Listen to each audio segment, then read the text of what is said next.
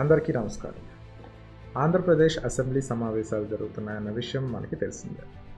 ఓట్లు వేసి గెలిపించుకున్న తమ ఎమ్మెల్యేలు అసెంబ్లీలో ఏం చేస్తున్నారో, ఎలా మాట్లాడుతున్నారో తెలుసుకోవడం ప్రజల హక్కు.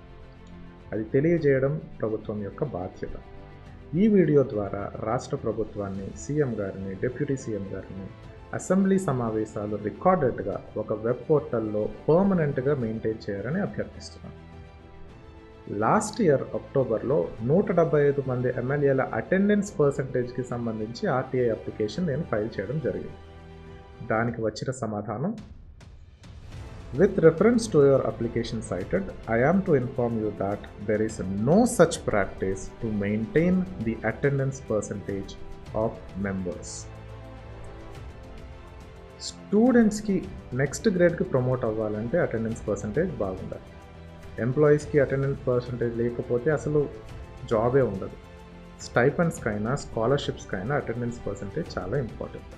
అలాంటిది ప్రజలకి సంబంధించి ఎన్నో ముఖ్యమైన నిర్ణయాలు తీసుకునే ఎమ్మెల్యేలకి అటెండెన్స్ పర్సంటేజ్ లేదు అంటే దాన్ని మనం ఎలా అర్థం చేసుకోవాలి?